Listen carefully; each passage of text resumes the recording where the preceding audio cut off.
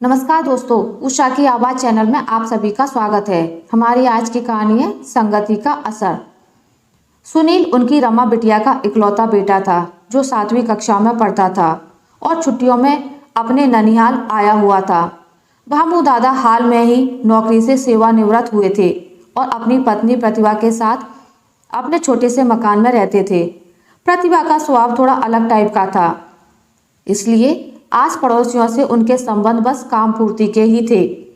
कई बार वह बात बेबात भामू दादा पर भी बरस पड़ती थी, इसलिए जहाँ तक हो सकता था वे उससे दूर ही रहते थे। कभी सुनील को लेकर गार्डन चले जाते, तो कभी सिनेमा, तो कभी मेले में। यह मेला तो छुट्टियों में हाल में ही लगा था। उसकी तारीफ हो रही थी तो उन्होंने सोचा क्यों ना सुनील को मेला ही दिखा लाएं। प्रतिभा को भी चलने को कहा पर उसने मना कर दिया, तो वे सुनील को लेकर मेले में चले गए थे। मेले में अनेक प्रकार के झूले, चक्री, खिलौने, खाने पीने के स्टॉल वगैरह थे। यह मेला देखकर उन्हें अपनी जवानी के वे दिन याद आ गए जब वे प्रतिभा को घुमाने लाए थे। मेले से लौटते हुए वे सुनील का हाथ थामे घर में प्रवेश कर ही रहे थे कि क्या देखते हैं कि मेले से एक कुत्ता उनके पीछे पीछे घर तक आ गया है। शायद इसे और बिस्किट चाहिए, यह सोचकर पैकेट में कुछ और बिस्किट उस कुत्ते को देकर उन्होंने घर का दरवाजा बंद कर लिया। प्रतिभा ने खाना तैयार कर लिया था। तीनों ने भोजन किया। इसी दौरान सुनील नानी को मेले की बातें बताने लगा। वह एक पजल भी ले आया जिसे देखते हुए आदत अनुसार प्रतिभा ने उसकी कीमत पूछी। भामू दादा ने कीमत को लेकर सुनील को पहले ही सचेत कर दिया था कि वास्तविक कीमत से कम बताना तो नानी नाराज नहीं होगी, और बिल्कुल यही हुआ। पजल से खेलते हुए तीनों कब सो गए किसी को पता नहीं चला। आधी रात को कुत्तों के भौंकने की आवाज ने भामू दादा की नींद में खलल पैदा की। आवाज नजदीक और लगभग घर के बाहर से ही आती प्रतीत हो रही थी। कहीं चोर वोर तो नहीं है, इसी शंका में वे उठे और दरवाजा खोला तो देखा मेले से पीछे लगकर आया कुत्ता घर के बाहर ही अभी तक जमा था और दूसरे आवारा कुत्ते उस पर भौंक रहे थे। उन्हें जाने क्या सूझी कि उस कुत्ते को उन्होंने अंदर कर लिया और दरवाजा बंद कर सांकल चढ़ा ली और सो गए। अब कुत्तों की आवाज आना बंद हो गई थी। सुबह प्रतिभा की नींद पहले खुल गई थी। बरामदे में कुत्ते को देखकर वह भड़क उठ गई। कौन लाया इसे? किसने अंदर किया इसे? निकालो इसे। आवाज सुनकर भामू दादा उठ गए थे। उन्होंने मेले से घर तक की सारी बात बताई तो प्रतिभा कुत्ते को जहां से पीछे लगा था वहीं छोड़ आने को कहने लगी। भामू दादा ने कुत्ते का पक्ष लिया और कहने लगे, आजकल तो कुत्ते स्टेटस सिंबल बन रहे हैं प्रतिभा, इन्हें तो पालने का चलन है। बड़ी कीमत चुकाकर विभिन्न नस्ल के खरीदे जाते हैं, कारों में घुमाए जाते हैं, और बेचारा यह तो मुफ्त का है। फिर ये खुद चलकर आया है तो रह लेने दो, कुछ दिन चौकीदार का काम करेगा। देख लेना, मुसीबत परेशानी में काम ही आएगा। सुनील को भी खेलने का साधन मिल जाएगा। जब तक सुनील है रहने दो। कुत्ता बच्चे से थोड़ा बड़ा था पर दिखने में अच्छा था। रात को उसने किसी को तंग नहीं किया था। कुत्ता हल्के पीले रंग का था। भामू दादा के तर्कों से संतुष्ट प्रतिभा फिर कुछ ना बोली और अपने दैनिक नित्य कामों में लग गई। स्नान पूजा के बाद भोजन की तैयारी कर ही रही थी कि भामू दादा बोले, अब गाय के साथ इस कुत्ते के लिए भी रोटी निकाल दिया करना। सुनकर प्रतिभा की भौहें तनी पर वह कुछ नहीं बोली। ठीक है, तब तक मैं बिस्किट के पैकेट में से कुछ बिस्किट इसे दिए देता हूँ, कहकर भामू दादा झोला टटोलने लगे। इतने में सुनील भी उठकर कुत्ते के पास आ गया था। नाना जी, मैं दूंगा इसे बिस्किट। सुनील कुत्ते को सहलाने लगा। भामू दादा ने उसे सचेत किया कि सावधान रहे, कहीं काट ना ले। पीछे से प्रतिभा बोली, अगर इसे रखना है तो इंजेक्शन वगैरह भी जल्दी लगवा लेना। हाँ हाँ भगवान, कहते हुए भामू दादा इस नए खर्चे पर थोड़ा चौंके। उन्होंने कुछ बिस्किट सुनील के हवाले किए। सुनील बड़े प्यार से कुत्ते को बिस्किट खिलाने लगा। कुत्ता भी पूंछ हिलाते हुए बिस्किट खाने लगा। तभी सुनील बोला, नाना जी, इसका कोई नाम रख दें। हाँ हाँ, क्यों नहीं, इसके आने से तेरा टाइम अच्छा पास हो जाएगा, इसलिए इसका नाम टॉम रख देते हैं। भामू दादा के मुंह से यूं ही निकल गया। पास। हाँ, यही ठीक रहेगा नाना जी। क्यों टॉम? बदले में कुत्ता भी पूंछ हिलाने लगा, मानो जैसे उसे भी यह इंग्लिश नाम जच गया हो। प्रतिभा ने भोजन तैयार कर भगवान को भोजन की थाली लगा दी थी। घंटी बजाकर उन्होंने थाली हटाई और रोटी के डिब्बे से गाय और कुत्ते की रोटी निकालकर सुनील को आवाज दी। सुनील ने दौड़कर रोटी हाथ में ले ली। आज मैं दोनों को रोटी दूंगा। आमतौर पर भामू दादा ही गाय को रोटी दिया करते थे, पर घर में कुत्ता आ जाने से सुनील उत्साहित हो गया था। गाय की रोटी एक ओर रख सुनील रोटी हाथ से ऊपर उचकाने लगा। टॉम ने उचक कर रोटी मुंह में ले ली। देखकर सुनील हंसने लगा। शाबाश, अब ऐसे ही रोटी मिलेगी। टॉम ओके कहकर सुनील गाय को रोटी देने घर से बाहर चला गया। भामू दादा प्रतिभा से बोले, देखा, हींग लगी ना फिटकरी और रंग चोखा हो गया। सुनील को अब टाइम पास करने के लिए किसी की जरूरत नहीं। कुत्ता आने से अब यह बोर नहीं हुआ करेगा। कुत्ते से इसका मन बहल जाया करेगा। मेरे साथ इधर उधर जाने की अब जिद तो नहीं किया करेगा। फालतू के खर्चे से बचेंगे। तुम अपना फायदा देखते हो। एक और काम बढ़ गया उसका कुछ नहीं। प्रतिभा बोली, चलो अब खाने की तैयारी करें। धीरे धीरे टॉम परिवार में घुलने लगा था। प्रतिभा जो सबसे पहले खिंची खिंची रहती थी, अब उसे भी वह अच्छा लगने लगा था। टॉम ने सभी का मन जीत लिया था। भामू दादा बाजार जाते तो उसका ख्याल रख टोस्ट वगैरह लाना नहीं भूलते। धीरे धीरे टॉम आहट मात्र से परिवार के सदस्यों को पहचानने लगा था। भामू दादा ने उसे इंजेक्शन तो लगवा ही दिया था, साथ ही गले का पट्टा और बांधने की चैन भी ले आए थे। टॉम के लिए जगह फिक्स हो गई थी। वह बरामदे में दरवाजे के पास बैठा रहता और किसी अपरिचित के आने पर भौंककर सचेत करता। नजदीक रहने वाले भामू दादा के मित्र रमेश जी यदा कदा भामू दादा से मिलने आया करते थे। जब आते दोनों के बीच थोड़ी गपशप होती, चाय नाश्ता होता, ताश वगैरह खेला जाया करता और फिर रमेश जी अपने घर निकल जाते। टॉम के आने के बाद से उनका आना नहीं हुआ और ना ही भामू दादा का रमेश जी के यहाँ जाना हुआ। एक दिन रमेश जी आधमके। अभी वे घर में घुसने को ही थे कि टॉम उन्हें देखकर भौंकने लगा। सुनील घर में नहीं था, वह दोस्तों के साथ खेलने गया था। भामू दादा फुर्ती से बाहर आए। रमेश जी को देखकर टॉम को चुप कराने लगे। कितने में खरीदा? रमेश जी पूछने लगे। मुफ्त का है, मेले से पीछे हो लिया था, तब से यही है। अच्छा है, आपके लिए भी एक काम पैदा हो गया। जिसको जितनी सेवा करवानी है कैसे भी करवा ही लेता है। कहते हुए भामू दादा रमेश जी को ड्राइंग रूम में लिवा लाए। दोनों के 2 घंटे कैसे निकल गए पता ही नहीं चला। वो तो रमेश जी के घर से फोन आया तो उन्होंने विदा लेनी पड़ी। जाते हुए अपने घर टॉम को भी ले आने का रमेश जी भामू दादा को कहते गए। टॉम पालतू नहीं था, वह सड़क से आ गया था। उसे घर में कम ही अच्छा लगता था। तीनों में से कोई भी घर से बाहर जाता तो वह उनके साथ हो लिया करता था। टॉम इतना तो समझदार हो गया था कि वह घर को कभी गंदा नहीं करता था। जब भी उसे लघु शंका या निपटने की लगती, वह चुपचाप बाहर चले जाया करता। हाँ, इतना अवश्य था कि दूसरे कुत्तों से उसे बचाने के लिए उस समय छड़ी लेकर भामू दादा को भी उसके साथ जाना पड़ता था। ऐसे ही एक दिन प्रतिभा कोई काम से घर से बाहर निकली तो टॉम भी उनके साथ हो लिया। प्रतिभा अपनी धुन में चले जा रही थी। उन्हें पता नहीं कि टॉम उनके पीछे आ रहा है। अचानक पीछे से कोई लड़का तेजी से उनकी बगल में आया और गले की चेन पर झपट्टा मारकर भागने लगा। यकायक हुई घटना से प्रतिभा हैरान रह गई। वे चिल्लाना चाहती थी पर आवाज नहीं निकली। आसपास कोई नजर नहीं आ रहा था। ऐसे में उन्होंने देखा कि टॉम उस बदमाश पर लपक पड़ा है। टॉम ने लड़के की पैंट को मुंह में ले लिया। इससे वह लड़का गिर गया। तब तक कहीं से और भी लोग आ गए। क्या हुआ? उत्सुकतावश पूछने लगे। प्रतिभा अब तक संभल चुकी थी। उन्हें चेन की फिक्र थी। लड़के को 2 थप्पड़ लगाकर उससे चेन लेकर पर्स में रख ली।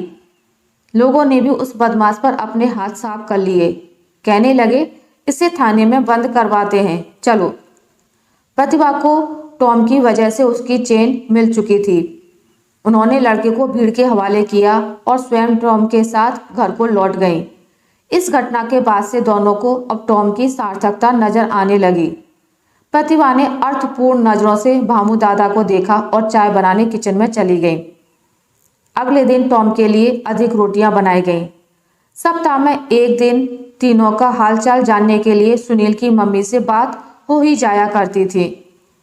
इस बार इधर से फोन लगा लिया गया। तीनों से बारी बारी से रमा ने बातें की। सुनील ने मम्मी को टॉम के बारे में बताया। कहने लगा, टॉम के आ जाने से उसका टाइम अच्छा पास हो रहा है, पर वह मम्मी पापा दोनों को मिस कर रहा है। रमा ने बताया कि अब ज़्यादा दिन नहीं बचे हैं, जितना खेलना है और खेल लो। कुछ ही दिनों में स्कूल खुलने ही वाले हैं, तो उसे लौटना होगा। सुनील ने पापा से बात करने की जिद की तो रमा को कहना ही पड़ा कि 2-3 दिन में लौटते ही वह उसकी बात करा देगी। सुनील को इस बात पर गुस्सा था कि क्या पापा आगे रहकर उससे फोन पर बात नहीं कर सकते थे। फिलहाल तो सुनील को टॉम का साथ मिल गया था। दोनों जैसे घुल मिल गए थे। सुनील के घर में प्रवेश करते ही टॉम जोर जोर से पूंछ हिलाता, जमीन पर उसके पैरों के नजदीक लोट लगाता, उसके आगे पीछे चक्कर लगाता, पिछले पैरों पर खड़ा भी हो जाता। सुनील ने मन ही मन सोच लिया था, जो भी हो, इस बार जब वह जाएगा तो टॉम को भी ले जाएगा, चाहे मम्मी पापा जो कहें। टॉम भी परिवार के रंग में रंग गया था। यह शायद संगति का ही असर था कि इंसान तो इंसान, जानवर भी बदल जाते हैं। रोटी के लिए शुरुआती दिनों में भौंकने वाला टॉम भगवान को भोजन की थाली घंटी बजाकर हटने के बाद ही रोटी खाने लगा था। यह बात उस दिन और साफ हो गई जब सभी के उपवास के कारण घर में रोटी नहीं बनी। यह टॉम के लिए हैरत भरा दिन था, पर उसे दी गई ब्रेड, बिस्किट, टोस्ट में से उसने परिवार के सदस्यों को देखते हुए कुछ भी नहीं खाया। जब परिवार के सदस्यों ने चाय पी तो उसे दूध दिया गया, तो उसने दूध पी लिया। इसे देखते हुए उसे दूध ज़्यादा दिया गया। प्रतिभा और भामू दादा दोनों का व्यवहार भी उसके प्रति अब बदल गया था। यह सब देखते हुए अब भोजन जल्दी बनाया जाने लगा था ताकि टॉम को रोटी दी जा सके।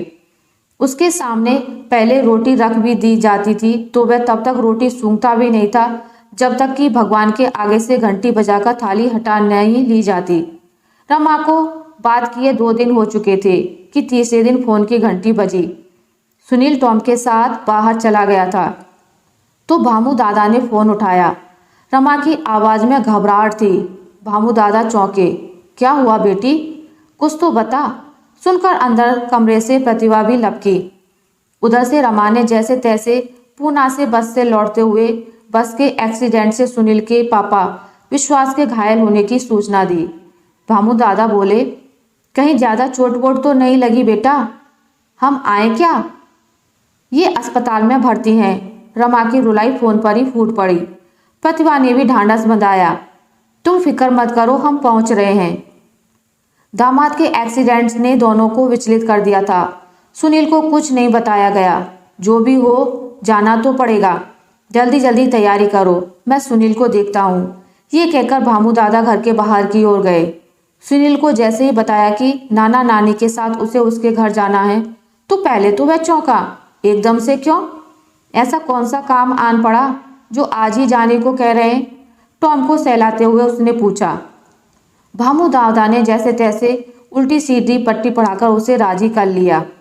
वे चाहते थे सुनील को उसके घर पहुंचकर ही बताया जाए। सुनील अड़ गया।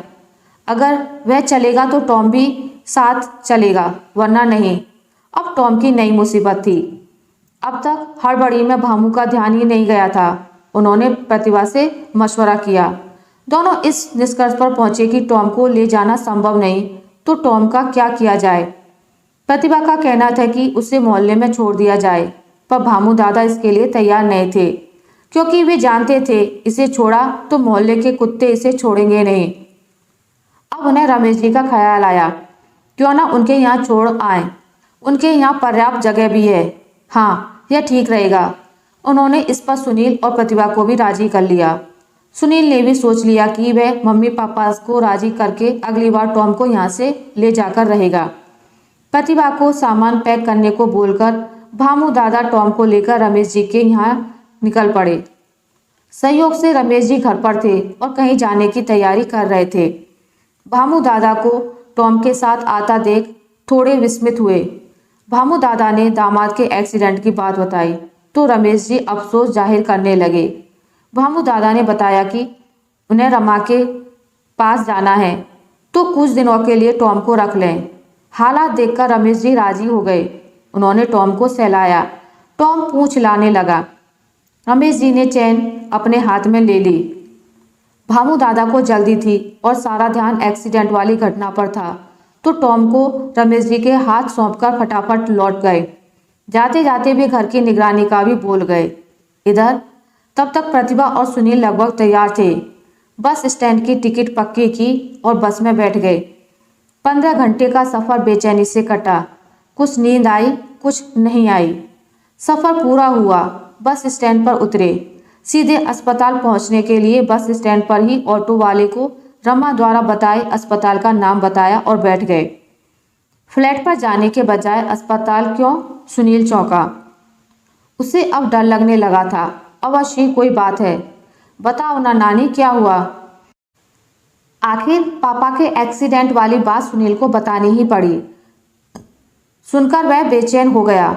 अस्पताल के गेट पर पहुंचते ही पास की दवा की दुकान पर रमा दवा लेती हुई दिखाई पड़ी। मम्मी मम्मी कहता हुआ सुनील दौड़ा। भामू दादा और प्रतिभा दोनों ने रमा की अस्त व्यस्त हालत देखी। सबको देख रमा विहल हो उठी। दोनों ने रमा को ढांढस बंधाया। रमा तीनों को लेकर प्राइवेट वार्ड में दाखिल हो गई जहां विश्वास पलंग पर लेटे थे। एक्सीडेंट में एक हाथ और एक पांव पूरी तरह जख्मी हो गए थे। विश्वास के चेहरे पर दर्द को पढ़ा जा सकता था। सुनील पापा की हालत देखकर रोने लगा। विश्वास ने सुनील को प्यार से सहलाया। रमा दवा तैयार कर रही थी।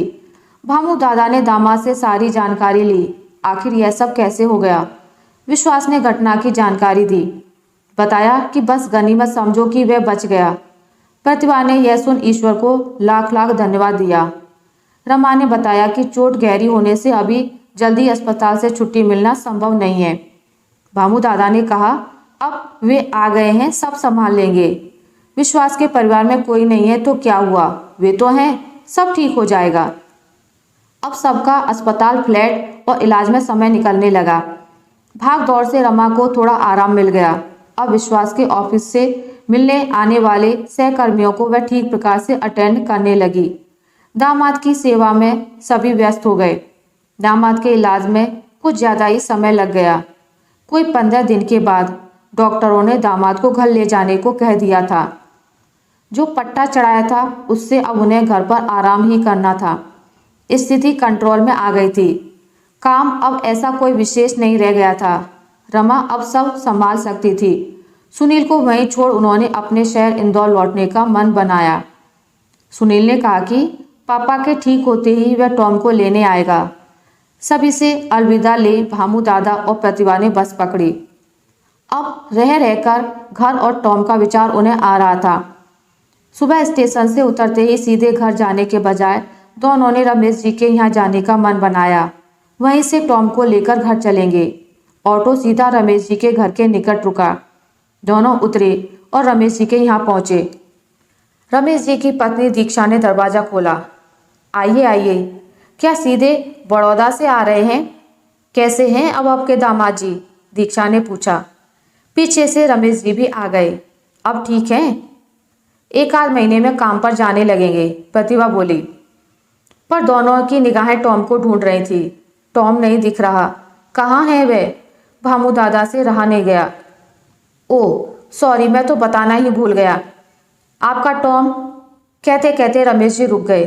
क्यों, क्या हो गया टॉम को? क्या नगर निगम वाले पकड़ कर ले गए या सड़क के कुत्तों ने उसे? नहीं नहीं, दरअसल अब वह इस दुनिया में नहीं रहा। रमेश जी ने ठंडी सांस ली। अरे ऐसा कैसे हो गया? भामू कुछ चिढ़ से गए। आपको उसी समय बताना था। खैर अब बताइए, आखिर ऐसा क्या हुआ? हम उसे चंगा छोड़ गए थे, भामू दादा बोले। आपके जाने के बाद से उसने खाना पीना सब छोड़ दिया। हमने रोटी, दूध, बिस्किट, टोस्ट सब कुछ दिया। क्यों दीक्षा, है ना? हाँ हाँ भाई साहब, ये बिल्कुल सच कह रहे हैं। शुरू के 1-2 दिन हम ना खाना खाने का कारण आपका बिछोह समझ रहे थे, दीक्षा बोली, पर बाद के दिनों में भी उसने जैसे खाना त्याग ही दिया। इस पर हमने पशु चिकित्सक को भी दिखाया, पर उसने चेक करने के बाद बताया कि सब ठीक है। अचानक कुछ याद आने पर भामू दादा बोले, अरे बाप रे, अब ध्यान आया, मैं तो आपको बताना ही भूल गया था। क्या बताना भूल गए थे भामू? अब रमेश जी जैसे चौंके। घर में रहने के कुछ ही दिनों में उसे भगवान के भोजन बिस्किट खाने की आदत सी पड़ गई थी। जब तक यह क्रिया नहीं होती वह कुछ नहीं खाता था। क्या बात कर रहे हैं आप? इसका मतलब वह नियम का पक्का हो गया था। कुछ न खाने से ही 2 दिन पहले प्राण त्याग दिए। हम तो समझे थे कि आपके जाने से अनजाने में मुझसे बहुत बड़ी गलती हो गई। भामू दादा रुआंसे हो गए। बहुत ही अच्छा कुत्ता था, यहाँ किसी को परेशान नहीं किया। रमेश जी और दीक्षा एक साथ बोले, काश मैं यह बात आपको बता पाता। भामू दादा ने अपने दोनों हाथों से अपना मुंह ढक लिया। मैं अपने आप को कभी माफ नहीं कर पाऊंगा। ओ टॉम, हो सके तो हमें माफ कर देना। प्रतिभा के भी सब्र का बांध टूटा। सभी की आंखें सजल हो उठी। यकायक माहौल गमगीन हो गया। सुनील को यह बात कैसे बताएं? भामू दादा और प्रतिभा यही सोचते हुए घर की ओर बोझिल कदमों से बढ़े जा रहे थे। आशा करती हूँ आपको मेरी आज की कहानी अच्छी लगी होगी। अगर आपको मेरी ये कहानी अच्छी लगी है तो इसे लाइक करें, ज़्यादा से ज़्यादा शेयर करें, और अगर आप मेरे चैनल पर नए हैं तो इसे सब्सक्राइब करना ना भूलें। मिलते हैं एक नई कहानी के साथ, तब तक के लिए नमस्कार।